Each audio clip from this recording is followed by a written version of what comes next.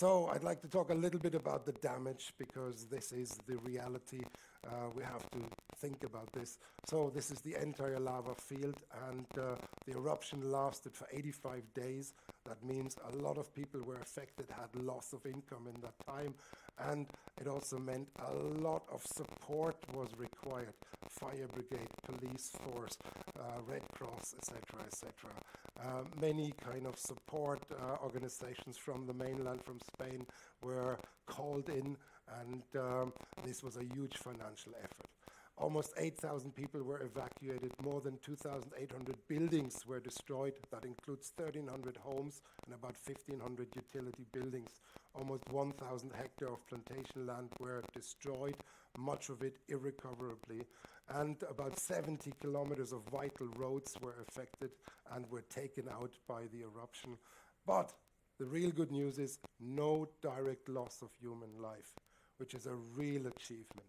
Nobody died. There was one strange case of a volunteer who went into the exclusion zone, volunteering to clean up, but he snuck away from the group and went to the house of his daughter, and somehow he must have gotten into a gas trap, and this was likely a fatal situation for this particular person, because he was unsupervised. It shouldn't have happened, but this is something that is almost unavoidable. But it was not a direct result of the volcano.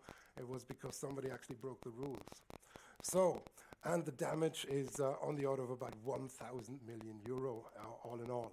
So here's just a few impressions. This is an older volcanic hill, and this was before the eruption, and this is Montaña Todoque after the eruption. And you see it's almost completely enveloped by lava. And I showed these similar images before. This was in October, this was in December, and you can see how the area was gradually, progressively covered with lava. And here we have what we call a kibuka. It's a Hawaiian term. It means a little island flown around by lava. And here we have some houses. Looks quite nice, actually. But of course, there's lava on either side of it, so you can't go there anymore, at least not at the present day. So this is from Las Manchas Cemetery, and here we have lava cascading over the cemetery, and it's quite a grim sight, actually. So then we have some of the buildings that got destroyed, and here we have lava coming down, taking out electric cables, and also blocking roads, of course. And here's another video. Hopefully this will work fine.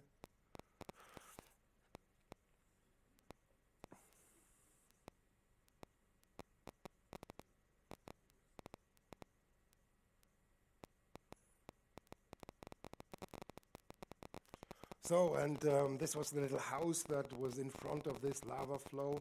And, well, we had the privilege, in inverted commas, to watch the fate of this house, because the lava was approaching relatively slowly. We were at safe distance, but now here's the video of the fate of the house.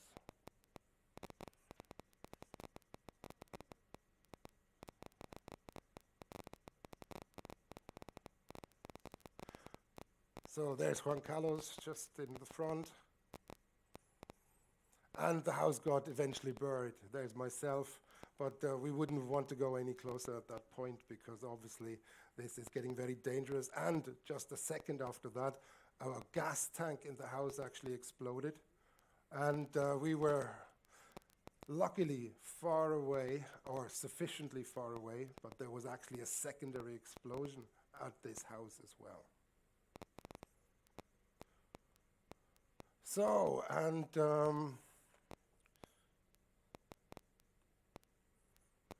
yeah, this is then how the whole situation continued after the explosion. You see the electric cables are burning, the house is covered, everything is burning, and this is now buried under a thick cover of lava. So here's a few more impressions of the advance of the lava flow, and here it's approaching some houses. And of course, it would set things ablaze. Here's a car that was burning out. And here's a few more examples. There's a wheelie bin. There's well, a rubbish bin, and it got half burned, half it's still intact, and it was just at the margin of the lava. And cars seem to not do well in lava. They burn out really strongly. There's a lot of flammable material in cars, and then the temperature gets as hot that it even melts the glass of the windows. So here's one car that was caught up in a lava flow, and you may just about see the lava here is very rubbly, but just over the car, it's actually different in texture. It was flowing a lot easier because the car, when it was burning, was actually heating the lava. And then the lava could flow particularly nicely around that car. Intriguing phenomenon, I have to say. So, and of course, the lava hit many of the plantations, and here you see the edge of a lava flow hitting a plantation. And the plantations, well, the lava was buried about 370 hectares, and the ash buried about 1,000 hectares. So a lot of plantation land was destroyed. Traffic, well, a lot of roads were taken out, and many of the vital roads were going through here, connecting the north and south of the island, and they were completely destroyed and by phenomena like this. And here's another kind of situation from La Laguna village, where the lava crept into the village. And this was our first realization what's going on when we looked at the situation there. It was literally the end of the road.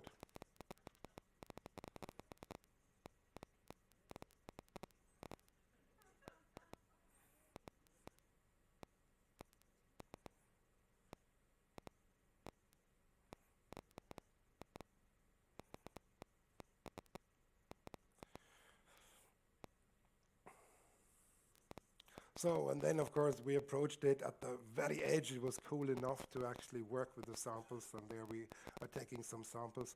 The tree actually didn't make it. I went back there a few months later, and my wife was asking, has the tree survived? And I had to report, unfortunately not. So, and here's another road that was taken out, and here it's a thinner lava cover, but of course it's not usable at this point.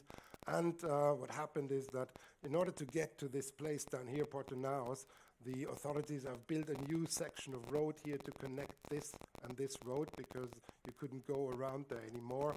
And we've driven this road, Juan Carlos and myself, in January, and this is this very new section of road, brand new.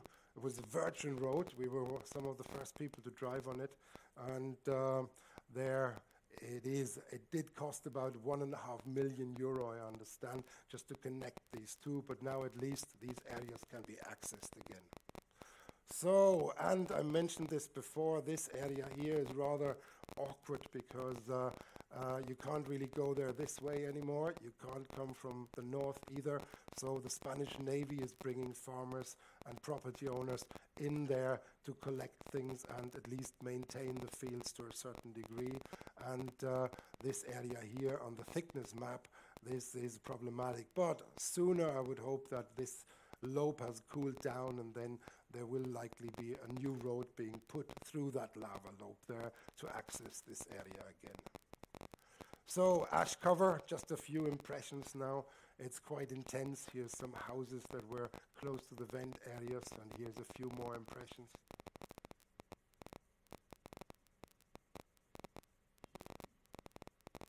And of course, one of the key issues is that the ash affects the drainage. So this is, a sink in one of the plantations. I guess the farm workers were washing their hands there. But I guess you get the idea. These things will go into the plumbing system, and that's a huge problem. And particularly if it rains, it washes things down, blocks everything, and this is a real problem. So, and the thickness of the ash on houses was quite intense. So here you can see it was so thick that you could actually walk onto the roof without having to take any stairs. And this particular house, it was quite shocking. This was in October, this was in December, and a vent opened up just in front of it as well. So I think the people owning that house, well, I think they have enough of volcanoes for quite some time. So this was our refuge, our kind of lunch shelter in October 27th. There's Juan Carlos, and there's the volcano. Because there was heavy ashfall, we were trying to find a place where we could shelter from the falling particles. And when we went back in December, we realized that the roof had collapsed from the weight of the ash. So here's another building in Las Manchas, and this was just a thin kind of metal roof, and the ash was so thick, and you can see about the thickness of the ash here, that the roof just collapsed in. And eventually, when the eruption subsided, the cleanup started, and the giant cleanup, as I call it here. First of all, the roads had to be cleared, and this is some of the results now. So the roads were cleared by diggers, and then I actually think that's a video, yes. So you can get a feel here for how it looks going through the evacuation zone. As I said, not everybody was allowed in. It was a bit like a war zone, actually. Only military and emergency personnel was allowed in, and some selected scientists. So they have been dumping all the ash. Wow. So you see the thickness of the ash. The snow piles from clearing the roads. And the volcano in the background up there. It does look a little angry today. Yes, he did look angry that day. So, and then the cleanup, well, here people are trying to rescue properties. There is a family trying to rescue one of the old cars out of the ash, and you see the cover of ash on the car.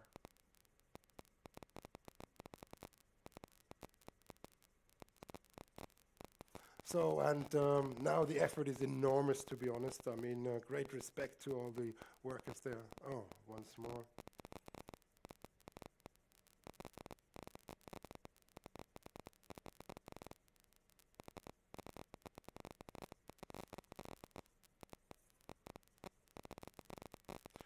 So, and here driveways are cleared out, houses are cleared out, and here you see a little digger, small and bigger ones as well, and then the ash is collected and it's transported to various collection points. Here the church in San Nicolas is cleared out, and this is the church square after being cleared out.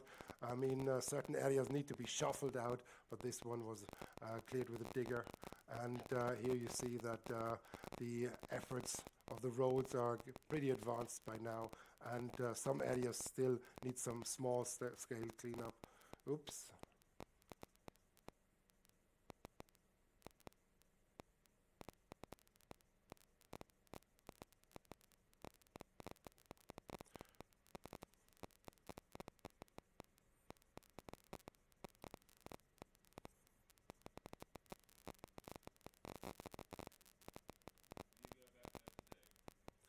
No, we didn't.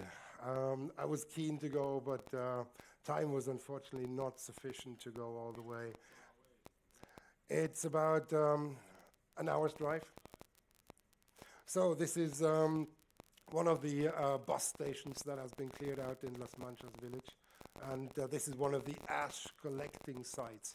You see the trucks bringing the ash, and they're building an artificial mountain of ash now. So here you see it being piled up. It's quite a large area. And the residents are now allowed back in most areas. And here you see an elderly lady inspecting her house, and one of the official people looking that the house is actually safe before the lady was allowed in. And the lady started an argument. We were watching it, and she said, the house is safe. And the official person said, I'm not sure. So, but eventually she was allowed in. So, new opportunities, just a very few final words. Well, current discussions include the new land could be used for agriculture or for tourism, and we're not quite clear. Maybe it's going to be a mix of things. Then there's also discussion about creating a volcano or a geopark, and certainly I would go there and visit. And the ash could be useful as agricultural supplement. Oops. The ash could be useful as an agricultural supplement, or it could actually be used to be an aggregate in cement, concrete, and it could be used for helping with making roads. So the material is not completely useless. So the pileup of ash will likely yield some economic return.